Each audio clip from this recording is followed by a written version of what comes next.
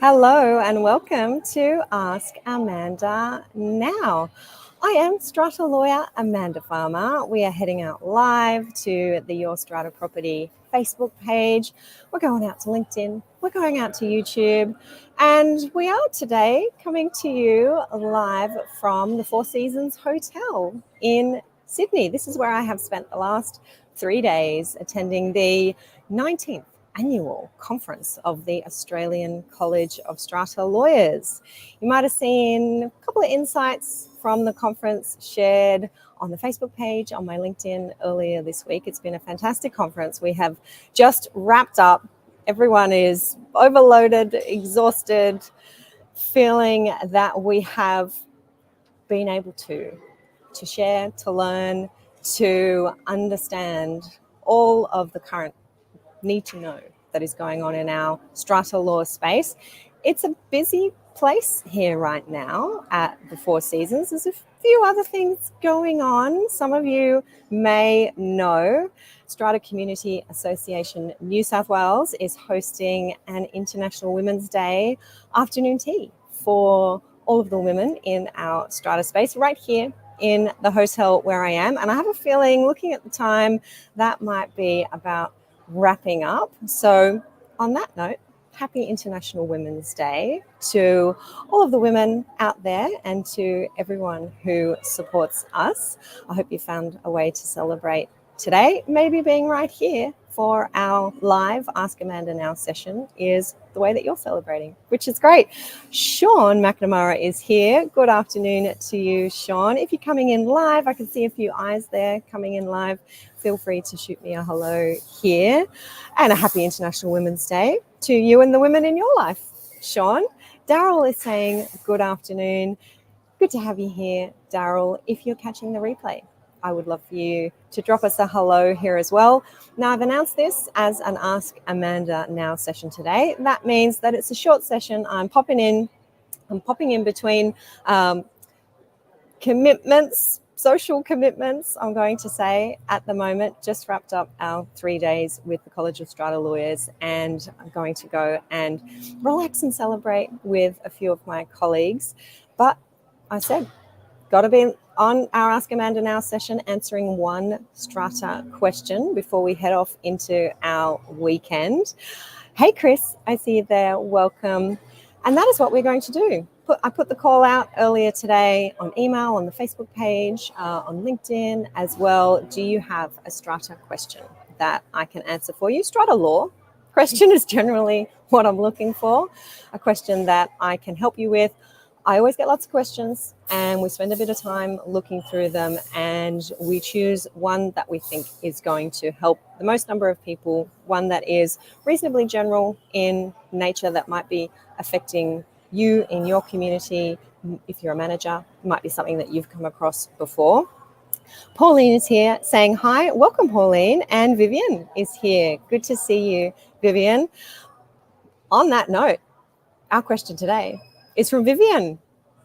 It's coming up onto the screen here. Really great question from a couple of different angles. Vivienne's asking or letting us know that her community is considering a bylaw to prevent short-term letting. Can a committee member who is Airbnb currently engaging in short-term letting, can a committee member who is doing that be excluded from the discussion about this at a committee meeting? Now, great question. I've said from a couple of angles, you're talking about a bylaw to prevent short-term letting. I can speak a little bit to that. And you're also talking about whether a committee member who seems to have an interest in this topic, maybe has a conflict of interest in this topic, if they want to continue short-term letting and you're talking about preventing it, can they be part of the discussion? Can they vote on this issue if there is a motion at a committee meeting to discuss, to further consider, to get a bylaw drafted, perhaps, if you're talking about this at committee meeting? So great question from Vivienne, and that is the one that I am planning to answer here today. So a bylaw to prevent short-term letting, that is something that we can do in New South Wales. Our legislation allows our owners' corporations to make a bylaw that prevents someone from engaging in short-term letting, but you can only do that where the person who is short-term letting is not an owner-occupier. They are an investor. The apartment is not their principal place of residence, and that's the language that's used in our legislation. You can prevent those types of people from short-term letting. If someone's an owner-occupier and they're just on holidays for a few weeks, or they want to rent out, let on Airbnb a room in their apartment while they're there, so they're hosting the short-term letting, that's allowed, and you can't prevent that in New South Wales. But you can prevent what I summarise as investor owners, people whose apartment is not their principal place of residence. You can pass a bylaw that prevents them from short-term letting. So it sounds like that's what Vivienne's community is planning to do. Looking at one of these bylaws, a little bit more information was in the note that Vivienne dropped to me with this question. There is a discussion that's going to come up at committee as to whether or not there should be a bylaw drafted. Do we engage a lawyer to help us draft this bylaw? Is this the direction we want to go in?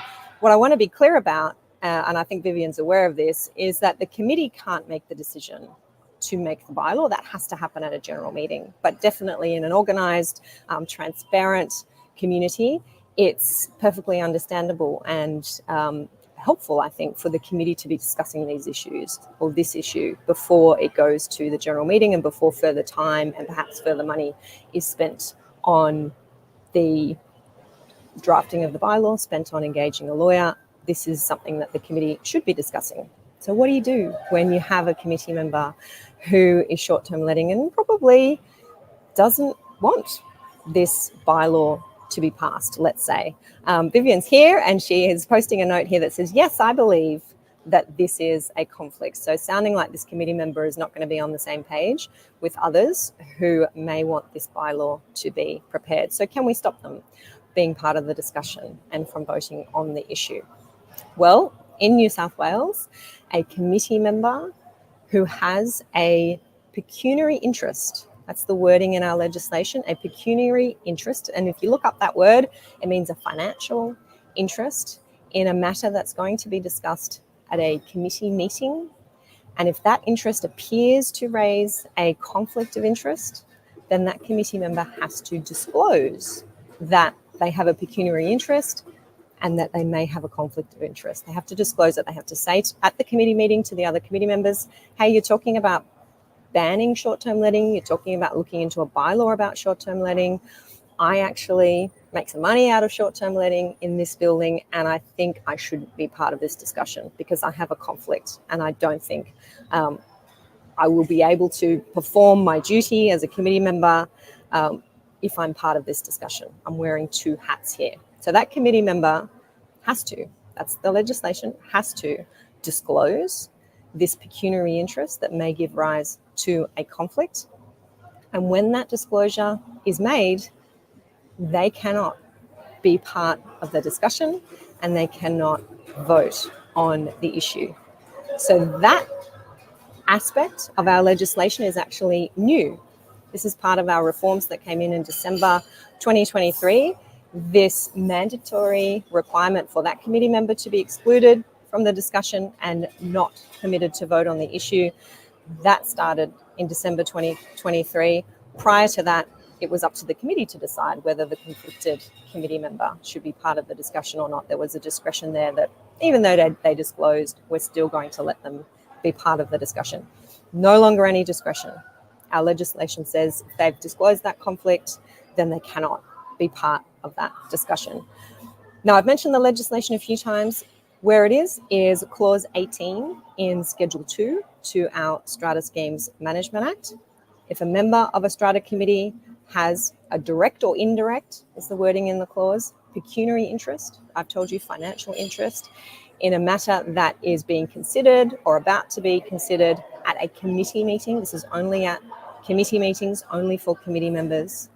And if that interest, if that financial interest appears to raise a conflict with the proper performance of the member's duties, then that committee member must, as soon as possible, disclose their interest. And if they've disclosed that interest, then they cannot be present during any discussion about the issue, any deliberation on the issue about that particular matter, and they cannot take part in any decision making that the committee is doing about that particular matter. So that's the long way of answering your question, Vivienne, which, yes, a member of a committee who is short-term letting should be disclosing that fact, that they have an interest in a pecuniary interest, they have a financial interest in this issue that's going to be discussed if you're talking about passing a bylaw that would prevent short-term letting. I think that's a pretty good example of a financial interest that has the potential to raise a conflict with the members' performance of their duties. Hopefully that's helpful. If you're still here, Vivienne, let me know how that one lands with you. A couple more of you coming in and saying, hi, Sean is here, Muskan is here, Leonie is here. Lovely to see you. I am just popping in quickly. It's 10 minutes today to answer that question for Vivienne. If you sent me a question and you didn't get an answer, didn't get chosen today, we get lots and lots of questions, and often we get lots of good questions. There was a few good ones in there today, which I would have loved to answer. The place to be getting answers to your Strata questions is inside the Your Strata Property online membership community. That's the place where our Q&A forum is. We've been running that forum for almost 8 years now. Lots of Strata questions, lots of Strata answers there for you to read, to search for, and to ask for yourselves. I was in there earlier today answering questions that are there from our members, and I'd love for you to pop your question in there as well. If you want to find out more and to join us inside the membership, the place to go is stratamembership.com. Lots of information over there for you to access. Shannon is here saying hi. Hey, Shannon. Nice to see you. Vivienne saying, I did find it in the new amendments. Sorry, I should have mentioned the clause. I'm of the same understanding as you. Let me just scroll back up.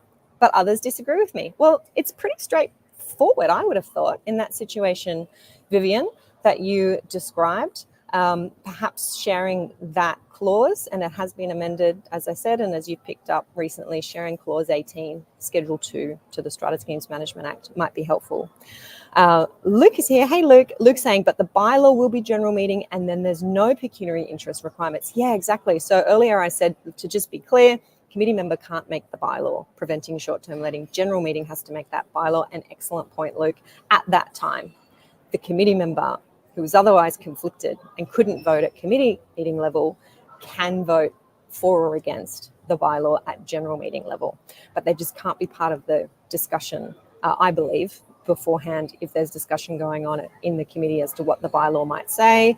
You can imagine how, where there's different interests at play, the discussion might get derailed, or the discussion might not quite happen, or might not happen in an open way at committee meeting level if there's someone there who has an interest that may be contrary to the majority of other owners in the building. But yep, the general meeting will speak, and the general meeting will decide whether that bylaw should be passed or not, and that conflicted committee member can vote at that time. Thanks for pointing that out, Luke. David is here saying hi. Hey, Emiliana. Hey, Michelle, good to see you.